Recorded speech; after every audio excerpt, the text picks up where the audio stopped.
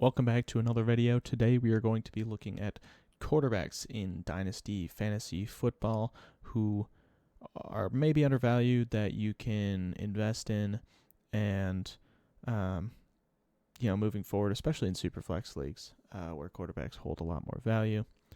Moving forward, finding value in guys who are, maybe undervalued on the market right now.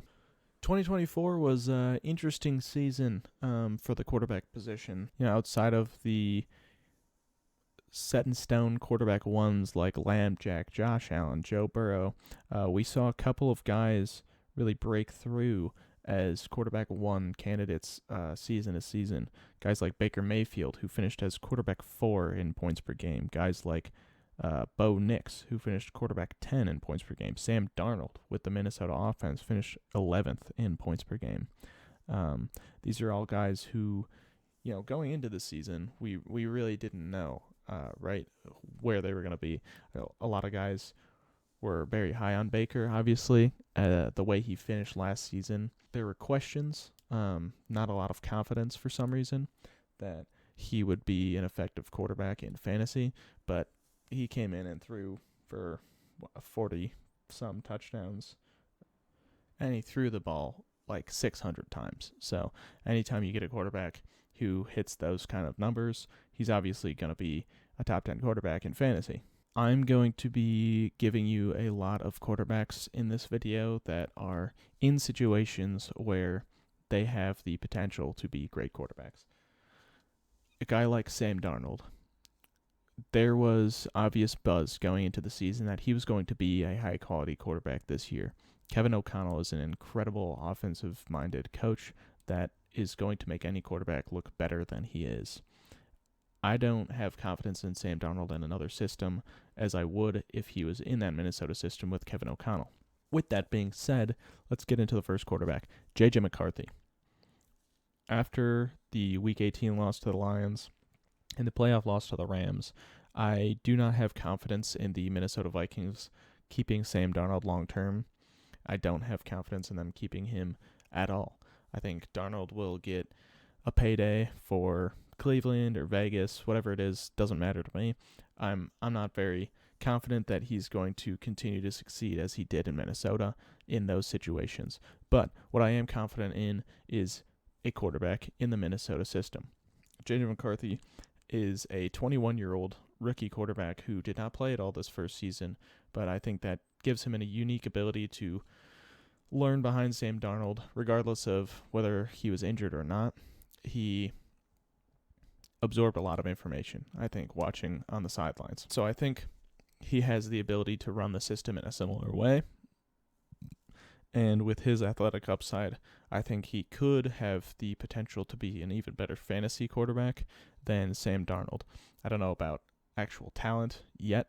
That still has a question mark about around it. But J.J. McCarthy definitely has the raw tools to be a talented NFL quarterback. It's just whether or not he can put those together. But I think he'll be able to run this system in an effective way as Sam Darnold did in 2024. Next guy on this list is another rookie quarterback, Drake May. New England had probably the worst wide receiver room in the entire league in 2024, maybe competing with Carolina or the Saints maybe. The wide receivers were terrible. There's no separation ever, and Drake May was still a great quarterback. In terms of fantasy point per game perspective, Drake May was sitting at around 15 points per game, excluding the games where he came in late when he wasn't starting. Now, there's a lot of buzz that they are going to invest in wide receivers in free agency as well as draft guys like Ted McMillan with the 4th pick in the draft. If they do that, Drake May will take leaps and bounds in 2025, and I'm willing to die on that hill. He is currently ranked as the quarterback 8 on Keep Trade Cut, behind guys like Herbert, Mahomes, Hurts, Burrow, Daniels, Lamb, Jack, Josh Allen. On paper, that makes a lot of sense.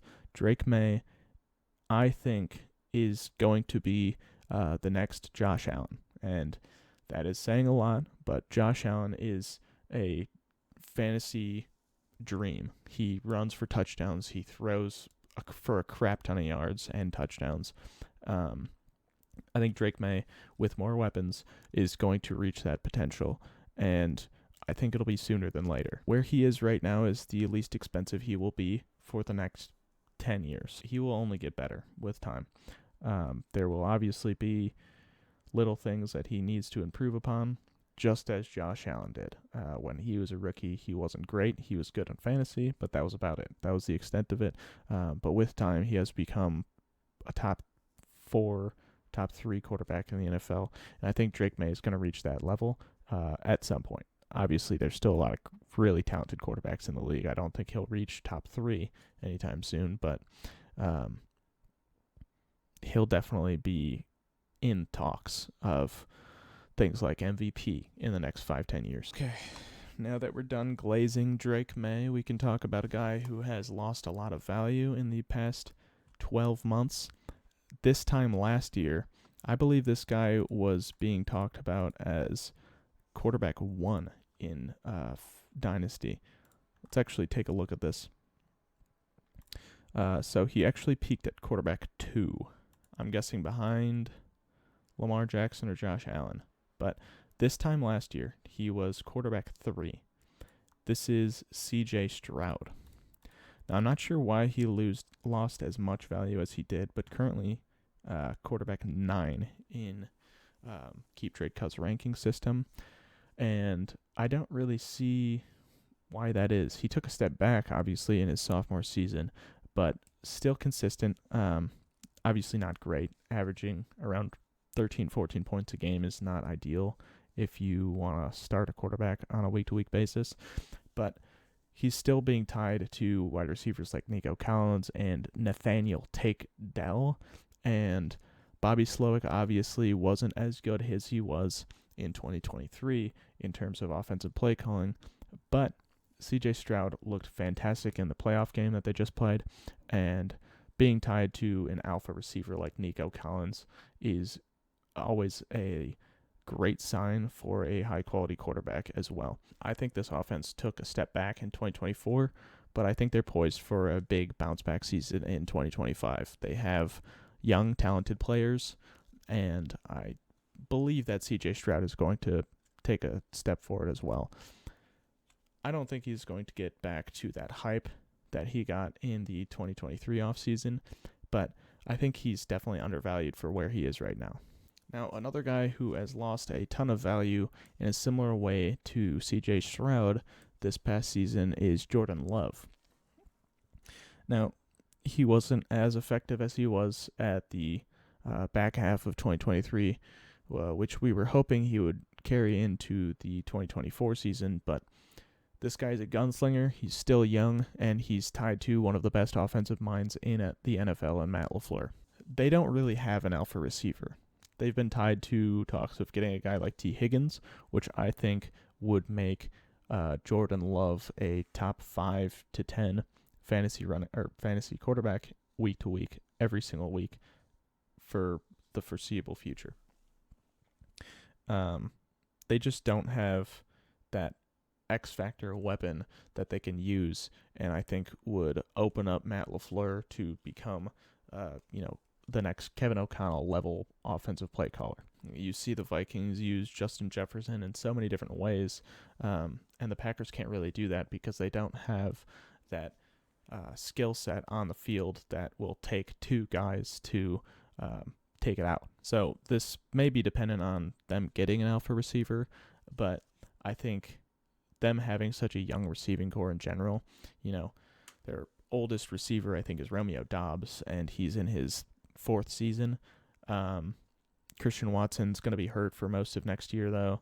Jaden Reed heading into his 3rd season, a lot of inconsistencies in his season, but Tucker Kraft is probably a top 5-10 tight end in the league at this point, has really taken steps forward in 2024, and can be a game-changing player at times for the Packers when used properly. But I'm really interested to see what they do in the offseason and seeing if they add a weapon like T. Higgins. Maybe they go out and trade for a guy like Tyreek Hill. Obviously, I don't think that would happen. Tyreek Hill probably would never go to a cold weather team. But who knows? It's the NFL. There's a lot of unpredictable things that happen every year. We'll see what happens with the Green Bay offseason, but I think Jordan Love is definitely reaching a low point in his dynasty value, and I think if you can invest in him, I would probably do it now, because I don't think it'll be a consistent thing for his value to be as low as it is right now. Currently being ranked as quarterback 11 on Keep Trade Cut, which came down from quarterback 5 in the early season in 2024. I think another thing that took away from Jordan Love's value a little bit is the amount of rushing touchdowns that Josh Jacobs has. I don't know. I think it is definitely something that can continue to happen, but I would expect Jordan Love to throw for more touchdowns, heading into the 2025 season than he did in 2024. He threw for 25 touchdowns, but he missed 2 games, so that's still just about 2 touchdowns per game for him passing. I would expect him to be a little higher. That's obviously expecting a lot out of a quarterback, but Josh Jacobs ran for a ton of touchdowns down the stretch, and I just don't see how consistent that can be for a fantasy running back. Okay, another quarterback who I really like the value of in Dynasty right now is Brock Purdy. I think heading into this offseason, a big question mark is, what's going to change in terms of their offensive weapons. But at the end of the day, they still have Christian McCaffrey. They're going to have George Kittle. They're going to have Brandon Ayuk coming back from injury. They have Ricky Pearsall, a first-round draft pick. And Debo is the big question mark. Is Debo going to stay a 49er heading into the 2025 season? I am a believer that he won't be, but I don't think that'll be a bad thing for this offense. If anything, I think it'll open up Kyle Shanahan to do different things with his offense that might be new and fun and more effective in some ways. Kyle Shanahan's one of those guys like Matt LaFleur, Sean McVay, who are very creative with their offense, with their play calling, and will figure it out no matter what is on the field for him. And I think this is only going to be a good thing for Brock Purdy. Currently being valued at quarterback 15, I think that it could be in the top 10 range. He's still only 25, and we have seen, especially this past season, there is running upside for Brock Purdy. He finished as the quarterback 12 in terms of points per game, but he did miss 2 games. He only threw for 20 touchdowns, which is much less than 2023 when he threw for 31. But the rushing upside was much better in 2024. He ran for 300 yards with 5 rushing touchdowns. So you look for that to be implemented into the offense even more. Kyle Shanahan can maybe use that to his advantage, which is something that is only a good thing for an offensive play caller and an offensive-minded head coach who has shown that he can use whatever is on the field and succeed with it. You like the idea of Brandon Ayuk returning. He has shown the ability to be that alpha receiver. In 2023, he had a breakout season, and 2024 kind of struggled to start the year and then obviously went down with injury. So you look for him to return to that 2023 form and, bring Brock Purdy's quarterback 1 upside out as much as possible. And obviously he was technically a quarterback 1 when he was on the field, finished as quarterback 12 in terms of points per game, which is about 18 points per game, which is very solid from a quarterback. But being ranked as quarterback 15, I think there's a lot of value there that you can definitely take advantage of in Dynasty Leagues. All right, the last guy and probably most risky investment that we are going to be talking about in this video is Trevor Lawrence. Jags quarterback, former number 1 overall pick, 25 years old, and obviously there's going to be a big change with their offense and team in general with a new head coach coming into their locker room in 2025. And I think this can be a really good thing for Trevor Lawrence, especially with a young weapon like Brian Thomas Jr., who has shown that he is an alpha receiver. This is a young and talented offense that is going to improve this offseason on paper. We'll see what kind of potential it has with their hires this offseason, but Trevor Lawrence, I think, is at an all-time low. Maybe was lower last offseason, but still really young, talented quarterback who has demonstrated the ability to be a very high-quality fantasy quarterback, but he's also been invested in. He got that extension from the Jags, so he's not going anywhere. They obviously believe in him. I think with his weapons, with the potential head coach signings that are out there, guys like Ben Johnson would be a dream scenario for Jaguars fans, I think. But obviously, it's looking like the Bears are the favorites to land him. So this is heavily dependent on who they hire, but regardless, I think the offense can only go up from here. They were effective with Trevor Lawrence, but they weren't winning games, which helps his quarterback value in fantasy because they're going to be throwing a lot from behind. And I think in 2025, we're going to be seeing that a lot from the Jags, which is a good thing for his fantasy value. I think Trevor Lawrence is a good buy now candidate. So, yeah, those were some of my quarterback buys in Dynasty Fantasy. There's already a running back and wide receiver video on my channel, so if you want to go take a look at those are already up. If you enjoyed, please like and subscribe on my channel. It's fun making these, so I want to keep doing it, and I need a reason to do it, so subscribe so I have that. Thank you for watching. If you want to see any specific content, let me know in the comments below. Thank you. Goodbye.